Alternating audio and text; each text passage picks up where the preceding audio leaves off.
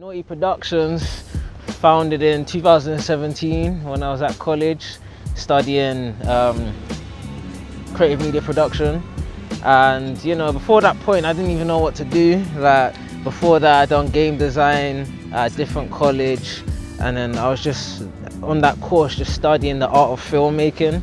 So, and I just realized like they're not gonna be able to get me to where I want to be. So I just decided to, you know, come up with my own film production company and then write up the script for Breadwinner. So yeah, that was all done in 2017. At the time it was called PER Productions, but yeah, has now transformed into Nort3y Productions. But yeah, that's where it all started. And then the name Nort3y or Nort3y is actually my middle name. So yeah, that's some I don't know, trivia for you. But yeah, that's where that came from.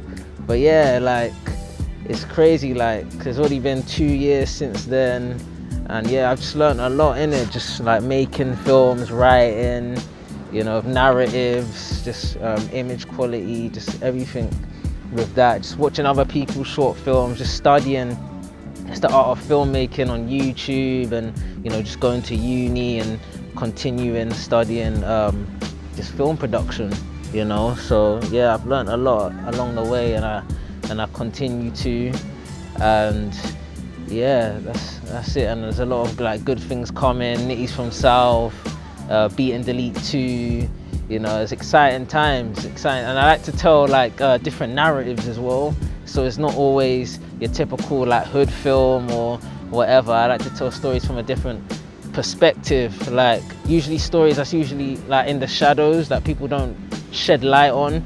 So something like Red Flag about a guy killing himself because he don't want a baby, like that's kind of deep. Like not people want to, you know, dip their toes into that, but I felt like it was a story that needed to be explored, and you know, it ended up being like really positive in the end because a lot of people did enjoy it.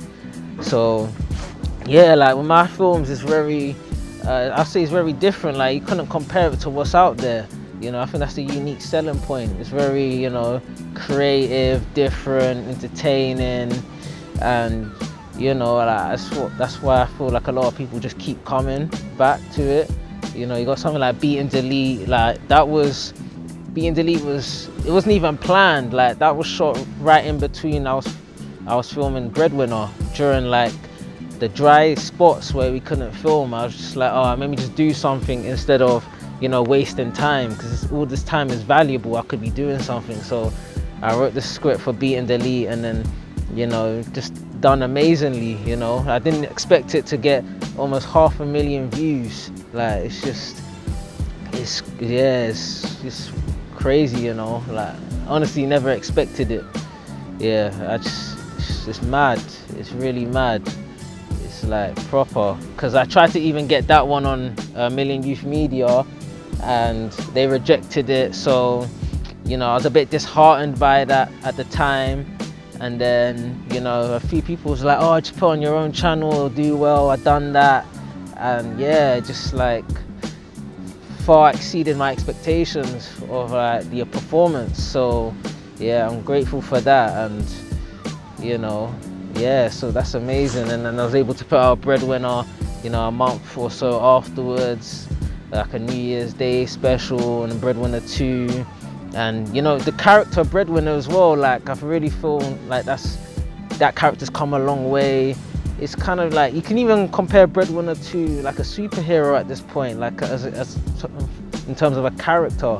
Like the fact that, you know, like a lot of people know about the character now. I've used it as a cameo in other films, similar to like what a Spike Lee. So yeah, it's like, I'd say it's looking good for Nort3y Productions so far.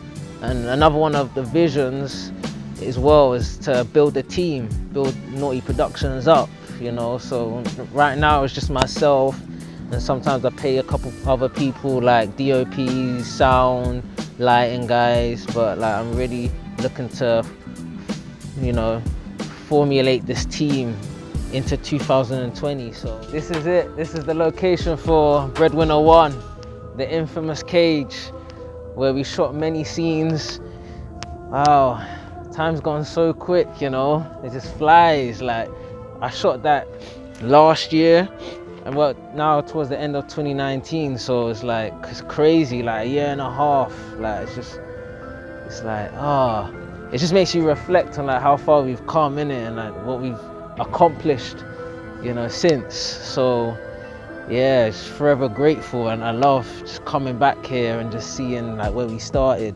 You know, I always get memories every time I come back here, or just even walk past, and it just be like, oh yeah, I remember like filming Breadwinner over here with Ryan, Nathan, Clouds, Maro, and just everybody else, innit? Shahad, like, it's just a great experience.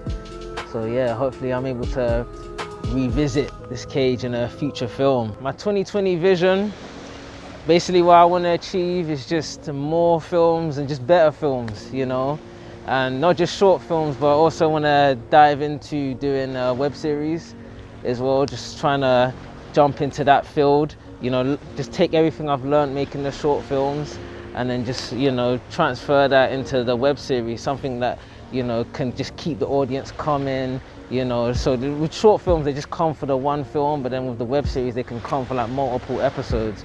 So I'm currently with NITTIES from South. That's a short film at the moment, but I'm trying to actually like turn that into like a web series or something. So, because I feel like with the story I've created there, I can prolong it and keep it entertaining, especially with the world I've created for it. There's many characters that I can tell stories for, and the world as well, and the situation that they're in. It's like, I could just go for like 10, 20 episodes if I wanted to. So like, that's one of my visions of 2020, is to get into the web series. And it's overall just like more content and better content in it. Let's keep up the consistency, the quality, improve on the quality, and then even past that, hopefully one day I can get funding for a feature-length film. You know, just take everything I've learned, as I said, from the short films, and then make the feature film like an epic, like huge. So yeah, man, that's my vision, and I hope you're with me for the ride as well for that.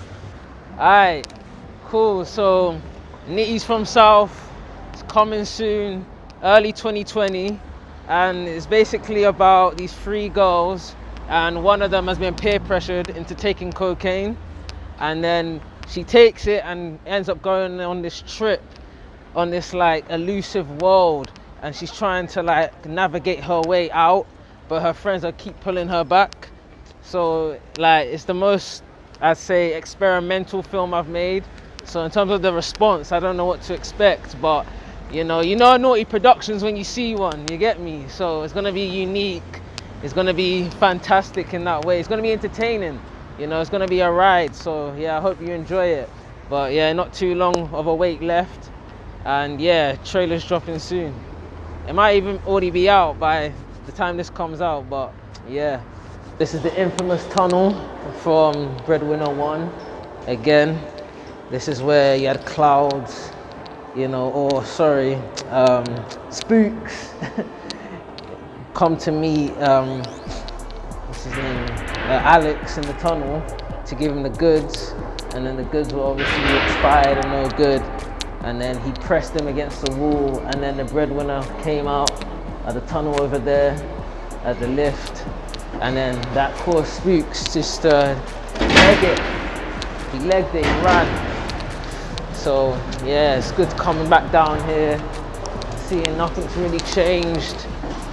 So yeah, but yeah, also, you know, I like to make films because, you know, it's just something, I just want to see my art like come from being on the script on the page to actually being viewed on screens. Like, I love that process as a whole, and you know, like, I'm not too concerned about what people have to say about my films or like the views too much, because as long as I feel like great about what I've created, I think that's all that matters. And you know, I'm always going to appreciate, you know, great comments on YouTube and everything like that. But the negative ones, they don't really get to me, because you know, I know what I've made, and you know, like everything that people might say, I might already know already. So it doesn't sway me in it. So if it's a situation, for example, I want to make a sequel to a film that I've made, but like everybody's saying it's dead, I'm still gonna make it because that was my original intention. So basically what I'm saying is that I don't get swayed by people's opinions on what I create mainly. And you know, it's always nice to get a lot of views, but that's not really the goal. You know, obviously it's great having a lot of people see your film, but is that going to get you to the next level? Is it going to get you to the next stage where you want to be as a, you know, a writer and a director, in it? So I'm hoping, fingers crossed, I get a deal, maybe from whoever it may be, Netflix, BBC, I don't know, but someone that can recognize my talent and want to invest in somebody like me to, you know, produce content for not just YouTube but for the world. So, because I feel like my film should be appreciated on a greater level, and you know, a lot more people should be able to experience it from different countries, different cultures, different backgrounds, because I feel like the stories I'm telling is very impactful, and a lot of the stories haven't been told before, especially on this level. So yeah, that's another one of my goals and, you know, visions into the new year. Filmmaking isn't always great, you know, there's a lot of hardships that come with it. For example, Breadwinner took me 10 months to film, you know, which is a very long time to shoot a short film. So, you know, I guess like some of that had to do with my bad organization and scheduling skills, but also like a lot of the times actors weren't available on certain days, and you know, sometimes the actor would come late, which means that we have to postpone it to another date, and then the other actor is hardly available. So, you know, it's kind of difficult, you know, scheduling when it comes to like filmmaking as well. Like, this is a real problem. So my advice would be, like, when you're casting, make sure you get actors that are also, for example, like good at acting, but you know, it's very available as well. And also, like, to keep doing this, you have to have a lot of heart, courage, determination, because there's a lot of hurdles in the game. Like, there's a lot of hurdles. So like, you have to make sure this is the industry that for you and that you want to be in, because even completing a film is hard work. Like, that's a hard task, because you have to go from writing the script to finding actors, to going on set and shooting, to editing, and then even just to post it. Like, posting is a whole thing. Like, a lot of people are even scared to post the content for the world to judge, but like, that's all part of the package. And you know, you just gotta have it. You just gotta have the heart just to keep doing it. And you know, I'd say another thing, don't rely on other people. Like, always like rely on yourself to do it. Like, make sure you can do everything. Don't put relying to anybody, because you know what's gonna happen is that that person isn't gonna deliver for whatever reason, and now you're stuck. So you have to be in a place where you can do everything. You have to do sound, lights, camera, edit. You have to know how to do it all, because sometimes that person that you relied on won't deliver, and it happens a lot. So you just gotta make sure that you rely on yourself. You don't put too much reliability into others, otherwise you will fail. Because the reality is, not everybody is gonna be there for you 24/7. Sometimes you just gotta do it yourself in the beginning to start. You know, just make a start. That's important. You know, it might not be the best short film, but at least you've made a start with it. At least you put something out there for people to see, and then they know like what you're capable of, and you can learn a lot from it. You can take a lot from it. So, you know, that was kind of my strategy to it. That was my ethos, you can say. You know, a lot of films that I've made, it was just me. It was like a one-man thing, because, you know, I might have asked a couple friends to come and help, but even if they were unavailable that day, I could still film in it, because I could do it all. So it was more of a thing of like, when you need others, they'll just come to help. If they don't come, then you're still able to do what you need to do. So yeah, relying on yourself is really important, you know, and having that heart and courage just to keep going. Otherwise, you know, you're gonna struggle. You know, like especially during these times in the winter where it gets dark early, it's really cold, it rains a lot. You know, it's a lot of opportunities where, you know, things can't, you know, happen. You know, you can't achieve a lot of things due to these hardships. So yeah, I say you just gotta keep driving, just keep driving, and one day you'll succeed. You'll reach a point where you're gonna be like, yeah, you'll reflect and be like, it was worth it in the end. Well, this is the place where we actually filmed the montage for Breadwinner 2, which had the breadwinner actually dealing and selling sweets, chocolates as biscuits, as you already know, and like this was his like comeuppance, you know, and I felt like this was a great location to do it because, you know, just the scenery is beautiful, it's very unique, different, you know, you got different colors here, like beautiful landscapes. So, and it was a great place to also show like where he's come from and where he's gone to, like his progression, which, yeah, I feel like, and it was also my favorite like scene personally from that film. So yeah, I just love it, and the music as well that I used over it was it was fitting to what was happening. But I would also say like another hard thing about filmmaking is that it's very long days, you're shooting in cold weather, you know, you have to deal with the stress from, you know, actors' availability, actors, just people you're with on set, you know, people calling in sick, not coming, you know, it's just it's a lot of things, you know, especially technically as well. Maybe, you know, the sound is a bit off, you know, there's a bit of wind noise, you got children, you know, shouting in the background, so there's a lot of like things that can make you just want to give up, innit? Or even when people put negative comments, that could make you swear your, you know, your path, you know, your goals. You're like, oh man, they said my film was dead, I'm not gonna continue, I give up, innit? But like, that's what separates the strong from the weak, you know? So it's the strong people that are still doing it, it's the weak people that, you know, are not doing it anymore. So, you know, you want to be part of the strong team, the stronghold, essentially, that's still doing it now, making films, and you don't care what anybody says because you know why you're doing it. They don't, innit? So they're just here to embrace the content, whether they like it or not, that's their business, but it's all up to you. If you love it, then you just gotta keep doing it, and that's what I'm doing.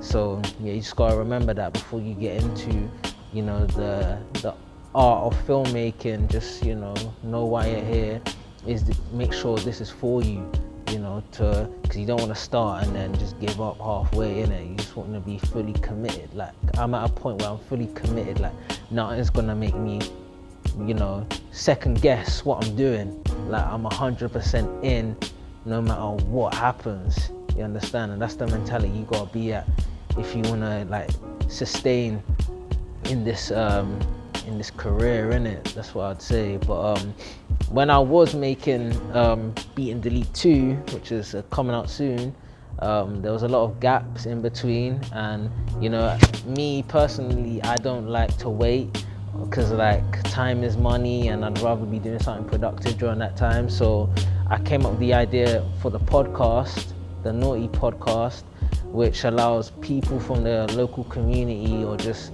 from ends just to have a platform to speak on, you know, topics that are, you know, like trending, hot topics, anything on social media. It could be politics or just pure entertainment, you know. So I created that platform for those people to speak, and, you know, it was fun and I still enjoy it, but I would say my heart definitely is at filmmaking and just, you know, just making creative entertainment, you know, because there's something just beautiful of just writing your own script and then you can just see it on the screen. Like, there's something just like enthralling about it. It's just like, wow, it's like what I wrote on a page is I've turned that into reality. Like, it's something that people can watch and enjoy and experience. It's just like it's a different feeling to me. It's different. But yeah, I'm still happy I created the podcast. You know, a lot of people have enjoyed it. You know, a lot of people have been on the podcast and want to come back, and, you know, they felt like since being on the podcast, that's what they want to do now. So yeah, it was a very good venture, and it's something I do look at getting back into in the future, especially when I build up my team and I have different revenue streams as well. So yeah, I love the podcast too. So I'm glad I created that. I also plan to bring out a lot of merchandise from Nort3y Productions. So I have hoodies, t-shirts, caps, trousers, shoes, hopefully socks, and a lot of other clothing accessories that I'll have Nort3y Productions on there, and also a website coming 2020. So yeah, that's all in the making. So yeah, big things popping next year. But I say my creative process for writing is that usually I come up with the idea and it just comes to me. It's like I have a bunch of ideas, but I compile them into one, like to create like a long narrative, a story. And you know, sometimes it comes at random moments, you know, maybe when you're in the shower, or I don't know, when you're lying in bed, or you know, walking down the road, you just might come up with an idea and you're like, oh, I need to do that.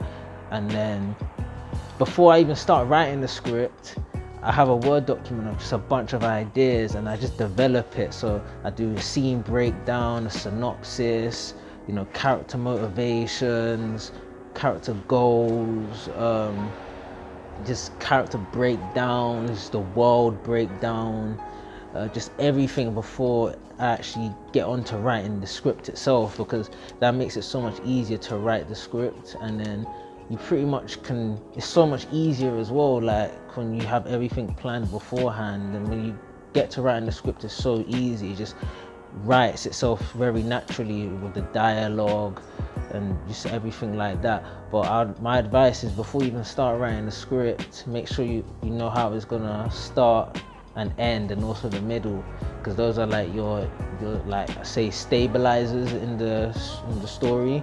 So because one time I was writing a script and I had no idea like how it was gonna end, so I wrote half of it and I was like, okay, I don't even know where to go from here. So yeah, from then I was like, yo, I need to plan out this properly. And then also when it comes to the post-production, I use Premiere Pro. As I said, you can't rely on others, you gotta do it yourself.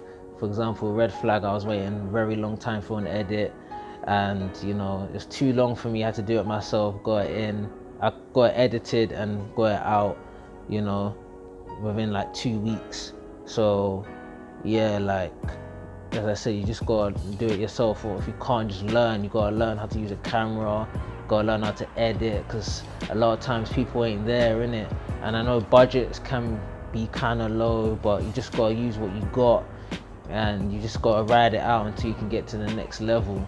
And then just tell these different stories, especially when your budget is low, because there's no budget on your imagination, you know? So you can just, if the stories will be his own budget, you know, your stories, you can make a £1 million or budget, you know, and it's on your imagination, it's on your, you know, narrative, you know. But in terms of equipment, you just gotta use what you got.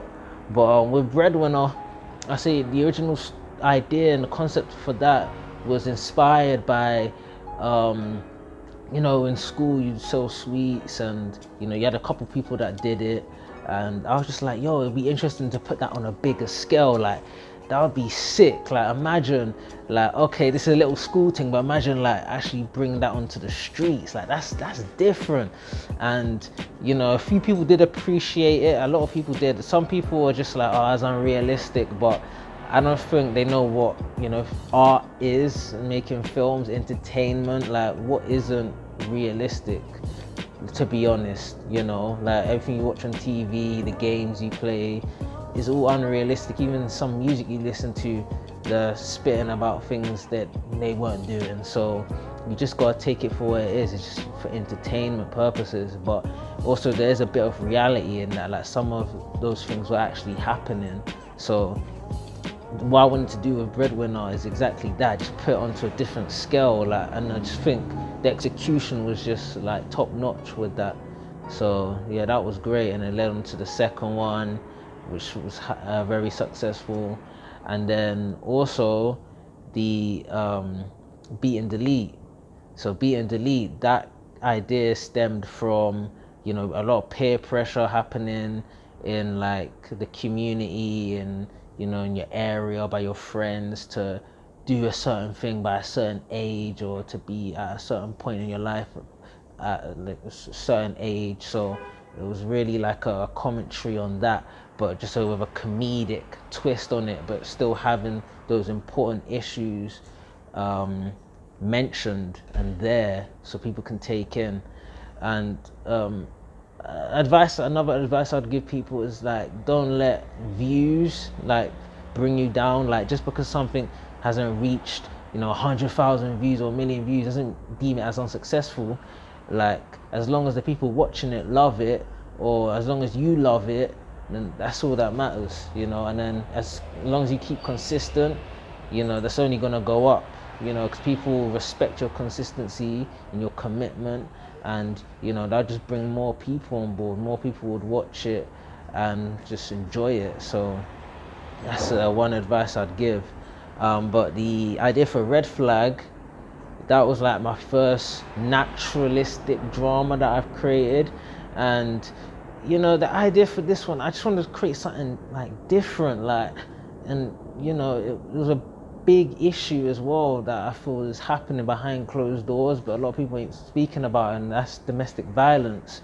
And then in this case, I put abortion or a pregnant woman at the helm in the center. That's a centerpiece of the story. So just like speaking on that was very like a sensitive like topic and the subject matter, but I felt like it was needed. It was needed to, I had something to say in terms of that. And also, you know, a lot to do with like overprotection, having like an older brother, an older sibling.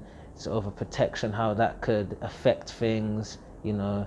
And then, you know, the situation of like the people at hand in it, like maybe they're going through uni, or they're going through some hard times, having no money, families not around. So like, there's a lot of factors of like mental health, and there's a lot of things that go into like people's decisions. So it was amazing to tell that story as I did.